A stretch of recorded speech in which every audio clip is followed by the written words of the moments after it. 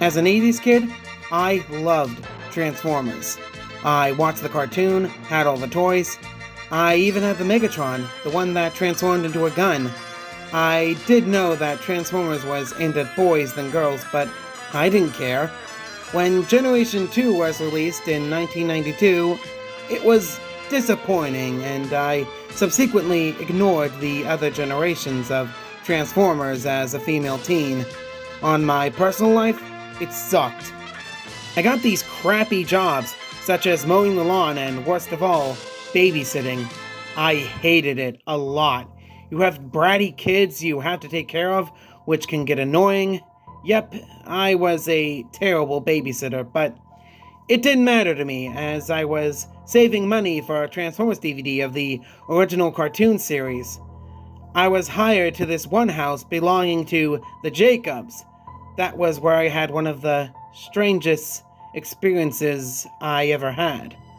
The Jacobs were going for a dinner party and left me in charge of their son. The Jacobs had one son named James. Upon arriving, I was surprised to see that he was also a Transformers fan who had owned some of the newer toys. Once the Jacobs left for a dinner party in the afternoon and said that they will be returning at 1 a.m., I played with James and his toys until he and I were exhausted.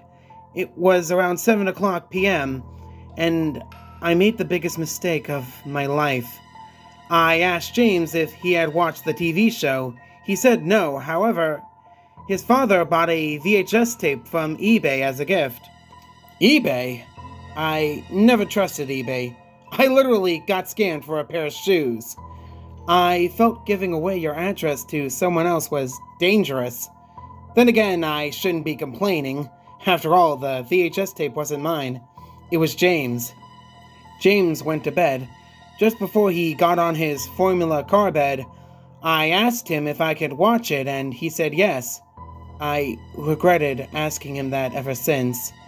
As soon as James hopped in his bed, I left his room and walked downstairs to see the Jacobs TV, along with DVD and VHS devices on a table that had a DVD cabinet. I looked through the cabinets to eventually find the VHS tape James mentioned. The VHS tape cover had Optimus Prime fighting Megatron with the sticker Volume 1, More Than Meets the Eye. I took the VHS tape out of its box and put it into the Jacobs VHS player. I switched the channel and sat on the Jacobs sofa to begin watching, hoping to relax until the Jacobs arrived home. It was just a black screen at first. I thought something was wrong with the TV. However, before I got up, Megatron's face appeared, and the image began to zoom out until Megatron's full body was revealed. He was standing next to an old man bound to a wheelchair. He looked at the man with hate and malice, while the old man didn't take any notice of him, as if he couldn't see him. Megatron lifted his steel right leg up and stepped on the man, presumably killing him. Megatron laughed at the man's demise. I could see the man's wheelchair destroyed and crumbled under Megatron's foot. I was disturbed by this scene. I've never seen Megatron actually kill a human before. I thought that this was some kind of homemade episode some creep made in their basement, but what was strange was that Megatron's voice actually sounded like Frank Welker. Not today, but if he was in the 80s doing a recording. It was like his voice never changed. It didn't help that it was raining on this particular night. The laughing stopped and cut to a scene with Ratchet in his vehicle mode, driving to an unknown location, and a brief glimpse of what appeared to be Optimus Prime sitting on one of those fold-away chairs at a table in a room with no doors. Then it returned to Ratchet driving in his vehicular form. I knew something was going to happen. Ratchet was still driving until he transformed, indicating that wherever he was going to, he had arrived. It was the Ark, laying in ruins as it always was. Ratchet entered the Ark and seemed to be reminiscing memories. I thought about Megatron's siege on the Ark, but it wasn't as Megatron narrated this scene. He seemed to be talking to Ratchet. You remember? You remember when we got fused together? You remember the price of life? The price of life? I said to myself, but before I could contemplate what was happening, Kickback appeared and attacked Ratchet. Then a frame of Megatron's laughing face appeared for a short moment.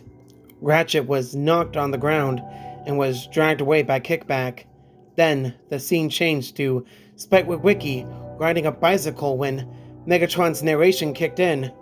Spike Witwicky? What kind of name is that? You fleshlings and your names! Well, damn them! Tempted the very earth you live on! A bus came howling at Spike and ran him over. Megatron commented on Witwicky's death. Didn't your guardians tell you to watch the road? I guess not. I wished I had made use of human companions. A frame of Megatron's laughing face appeared again, and it went to the next scene of Megatron towering over a cowardly Starscream in a corner. Megatron was furious, so furious it was beyond humanly possible. You treacherous coward! You pathetic little waste of scrap! Starscream responded. But Megatron? Don't Megatron me. I'm going to show you what kind of hell I went through. This time you won't be coming back from this one. Megatron grabbed Starscream and threw him on an operating table and tied him down. Ratchet was on another operating table, also tied down. Ratchet pled for his life, but it was no use. Soundwave was also there, next to Megatron. Megatron, please don't do this. Just kill me, just kill me. I'm not killing you, Ratchet. Soundwave, prepare for surgery. Yes, Lord Megatron. A surgical device came down from the ceiling, and Soundwave closed the two tables together, forming one operating table. I knew what they were going to do. They were going to fuse Starscream and Ratchet together. The two hopeless Cybertronians pled for their lives, but were denied. Soundwave turned on and grabbed the device down to Starscream and Ratchet's chest.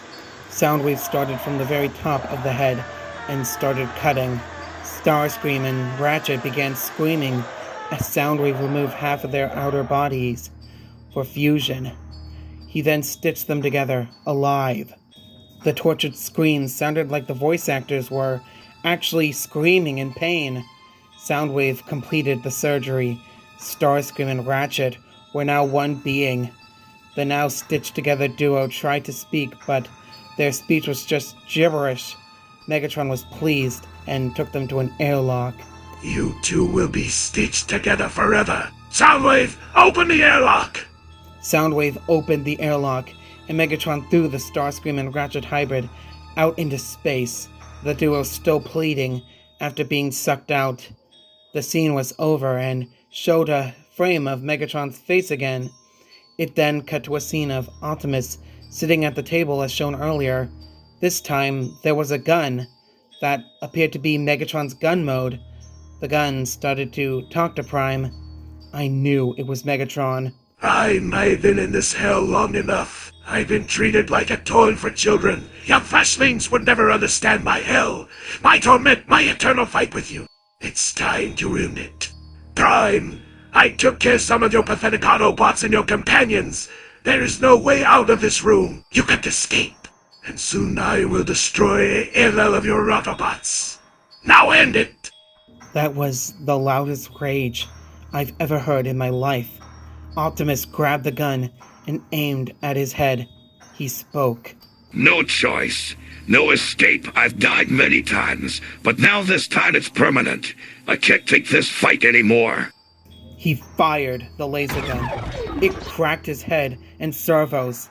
Mechanical parts flew out onto the floor, and Optimus Prime collapsed, possibly killed by the suicide attempt. Megatron spoke for one final time. Optimus Prime and the Autobots are history. I now have the Matrix, and I've turned this eternal fight in my favor. Hopefully, this war will end and be history. His voice quickly turned to malice and anger. and soon you'll be history. An extreme close-up of Megatron's face appeared and was mad as ever. His eyes weren't just pure red like they usually were. Instead, they had small black dots in those eyes of pure rage. His teeth were clenched, and his mouth had some kind of substance dripping out, presumably saliva. It lasted for 5 minutes as the VHS tape ended and the screen turned to blue and static. I was paralyzed on the sofa with the rain howling and the darkness of night. I hallucinated Megatron's red eyes with those black dots in the dark. That's how scared I was. Just seeing Megatron's face was the scariest thing I ever saw at Transformers. Thankfully, the Jacobs came home and saw me sitting on their sofa. They asked if I was okay. This took me out of my paralyzed trance. I lied to them and said I wanted to be paid. Mr. Jacobs gave me $40 and I just got out of there to return home. I believe James was still asleep, but I had forgotten about him. Once I came home, I didn't want to sleep after what I saw. I was awake all morning, thinking about what I just watched. I had a lot of questions, not only about how it was made, but what it all meant. The eternal fight? Obviously, that meant the war between the Autobots and the Decepticons, but where were Spike's friends and Dad? Where were the other Autobots? Who got the original actors? Either that or they were really good impressions. I would never find out, and I doubt that the creators would actually make this as a finale. Eventually, my life improved. I moved out and got an actual job, but I regret just leaving there. I should have got the tape, but I don't think the Jacobs live at their original house anymore, and I don't know if James actually watched it. If he did, no doubt about it, he would be traumatized by it and probably upload it to YouTube as an adult. I still love Transformers. I don't know if I would see the tape again. Hopefully I don't. That tape gave me nightmares for 10 months after that. That incident somehow burned into my brain, as occasionally when I close my eyes, I see Megatron's angry face, complete with black dots.